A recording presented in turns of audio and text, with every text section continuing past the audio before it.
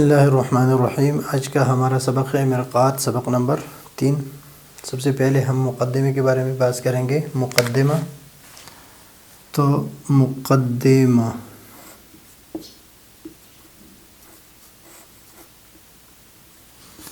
مقدمہ جو ہے یہ ترکیبی اعتبار سے یہ خبر اور مبتدا محذوف کے لیے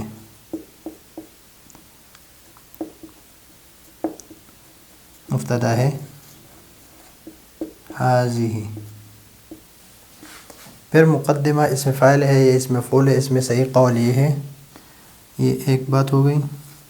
نمبر 2، یہ صیغہ اسم فاعل ہے۔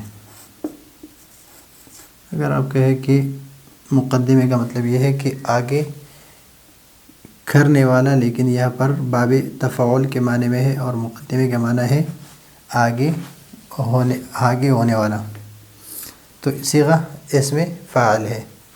دوسری بات اس میں یہ ہے کہ مقدمہ ماخوذ ہے مقدمۃ الجیش سے۔ مقدمۃ الجیش اس کو کہتے ہیں کہ لشکر سے پہلے کچھ فوجی حضرات جو ہے وہ آگے چلے جاتے ہیں اور آگے ماحول جو ہے وہ صاف کر دیتے ہیں، مثلا خیمے وغیرہ لگاتے ہیں، پانی کا انتظام کرتے ہیں، جگہ کا تعین کرتے ہیں، تو اس کو مقدمۃ الجیش کہتے ہیں۔ تو جو بعد میں جانے والے لوگ ہوتے ہیں ان کے لیے آسانی ہوتی ہے، تو اس وجہ سے یہاں پر بھی اس کو ذکر کرتے ہیں کہ کتاب میں آنے والے جو مسائل ہیں اس میں آسانی ہو، اس میں اصطلاحات وغیرہ ذکر کرتے ہیں۔ پھر اس میں ایک ہے مقدمۃ العلم اور ایک ہے مقدمۃ الکتاب۔ مقدمۃ العلم جو ہے یہاں پر یہ مقدمہ جو ہے مقدمۃ العلم ہے، اور مقدمۃ العلم میں تعریف، موضوع اور غرض، یہ 3 چیزیں ہوتی ہیں، 1، 2 اور 3۔ عام طور پر مقدمۃ الکتاب کو ذکر نہیں کرتے، اس میں بھی وہ اصطلاحات وغیرہ ذکر کرتے ہیں تاکہ کتاب کے آنے والے مسائل میں آسانی ہو۔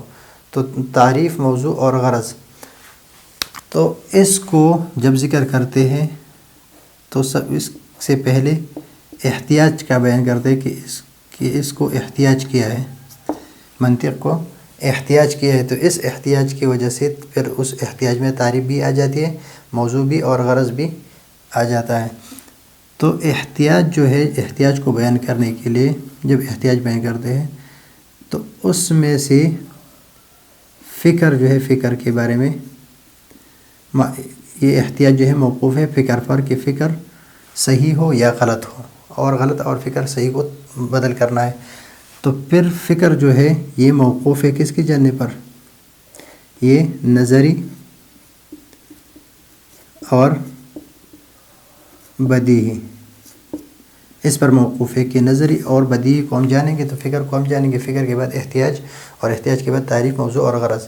لیکن نظری اور بدری یہ موقوف ہے کس پر؟ یہ موقوف ہے تصور اور تصدیق پر۔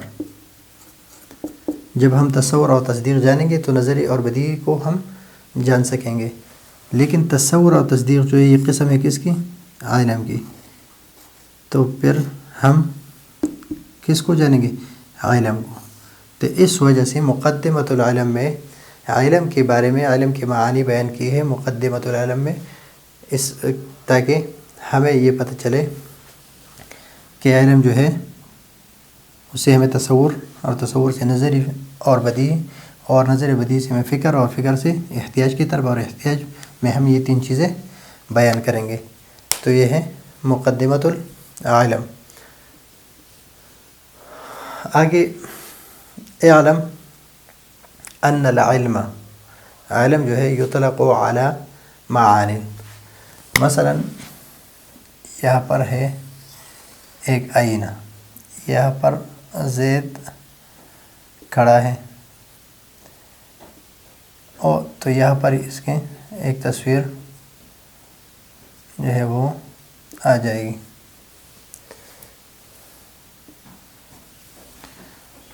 اس کو سمجھنے کے لیے یعنی اس معنی کو سمجھنے کے لیے آپ یہ دیکھ لیں کہ ہمارا ذہن بھی آئینے کی طرح ہے کہ جب کوئی آئینے کے سامنے کھڑا ہو تو اس کی جو صورت ہے یہ یہاں پر آ جاتی ہے، یہ یہاں پر آ جاتی ہے، پھر یہ صورت اس آئینے کے اندر گھس جاتی ہے، یعنی اندر اس میں آئینے میں حاصل ہو جاتی ہے۔ پھر یہ آئینہ جو ہے یہ مثلا مدرک ہے، الحاضر یہ اس کے سامنے ہوگا، دوسری بات یہ اس کے سامنے ہوگا اس لیے اس کی صورت اس میں آ جائے گی۔ پھر یہ آئینہ اس صورت کو قبول کرے گا، یہ آئینہ اس صورت کو قبول کرے گا، جس طرح 4 نمبر ہے۔ اور پھر اس آئینے اور اس کے درمیان ایک اضافت آ جائے گی، اس کی اور اس کی، کہ اس نے اس کی صورت کو لے لیا ہے تو اس کے درمیان ایک اضافت آ جائے گی۔ تو اسی طرح ہمارے عقل میں جب ہم کوئی چیز دیکھتے ہیں، کسی چیز کے بارے میں سوچتے ہیں تو سب سے پہلے ایک صورت آ جاتی ہے، ہمارے ذہن کی طرف ایک صورت آ جاتی ہے، پھر وہ صورت ہمارے ذہن میں چلی جاتی ہے اور پھر وہ چیز ہمارے ذہن کے بالکل سامنے ہوتی ہے اور پھر ہمارا ذہن جو ہے اس صورت کو قبول کر لیتا ہے، اور پھر اس صورت کے درمیان اور ہمارا جو عقل ہے اس کے درمیان ایک اضافت آ جاتی ہے۔ اس اضافت کو بعض کہتے ہیں کہ جب صورت حاصل ہوتی ہے، ذہن کے سامنے صورت آ جاتی ہے تو اس کو علم کہتے ہیں۔ ذہن کے سامنے جب زید پہلے مرتبہ آئینے کے سامنے آ گیا اور آئینے میں اس کی صورت آئی تو اس کو علم کہتے ہیں۔ بعض کہتے ہیں کہ نہیں، صورت آئی نہیں، بلکہ صورت جب اندر داخل ہو گئی، جو صورت حاصل ہو گئی من الشیء اس شے سے، عند العقل عقل میں جو ہمارا آئینے کی طرح ہے اس میں، تو اس کو علم کہتے ہیں۔ بعض کہتے ہیں کہ نہیں، جب یہ صورت حاصل ہو جائے، صورت آ جائے، پھر ذہن کے اندر گھس جائے اور پھر وہ عقل کے سامنے رہے، تو جب سامنے رہے اس کو علم کہتے ہیں، تیسری قسم۔ اور بعض کہتے ہیں کہ نہیں، جب سامنے آ جائے، سامنے ہو یعنی پہلی صورت آ جائے، پھر عقل میں گھس جائے اور پھر یعنی عقل جو ہے مدرک اس کے سامنے حاضر ہو اور عقل اس صورت کو قبول کر لے، اس کو علم کہتے ہیں۔ اور آخری جو ہے متکلمین کا جو اصل مذہب ہے وہ یہ ہے کہ جب یہ 4 چیزیں ہو جائے، یعنی ایک صورت یعنی دونوں یہ جب سامنے آ جائے، یہ صورت آئینے میں آ جائے، پھر یہ اس آئینے میں گھس جائے، پھر یہ دونوں ایک دوسرے کے سامنے ہوں، یعنی یہ صورت اس کے سامنے ہو اور یہ آئینہ اس صورت کو قبول کر لے، اور قبول کرنے کے بعد ان دونوں کے درمیان جو اضافت ہے، یعنی یہ معلوم بن گیا اور یہ عالم بن گیا، اس کے درمیان جو اضافت ہے آخری، اس اضافت کو علم کہتے ہیں، اس اضافت کو علم کہتے ہیں۔ یعنی 5 معانی، یہ 5 جو ہے سٹیپس ہے کہ پہلے صورت آ جاتی ہے، پھر وہ صورت اندر گھس جاتی ہے، پھر وہ بالکل مدرک کے سامنے ہوتا ہے، یعنی حاضر عند المدرک، پھر مدرک جو ہے اس صورت کو قبول کرتا ہے، اور پھر قبول کرنے کے بعد ان دونوں کے درمیان جو اضافت آ جاتی ہے، یعنی عالم اور معمول کے درمیان جو اضافت آ جاتی ہے بیچ میں، اس اضافت کو علم کہتے ہیں، اس اضافت کو علم کہتے ہیں۔ تو یہ 5 معانی ہیں کس کی؟ علم کی۔ بعض کہتے ہیں کہ معانی کو اس لیے ذکر کیا کہ معانن، تنوین کی جو نون ہے، میم 1 2 3 اور 4 3 4 اور 5 معنی علم کی، اس لیے یہاں پر معانی کا لفظ لایا، لیکن یہ تو الگ بات ہے، اس سے متعلق نہیں ہے۔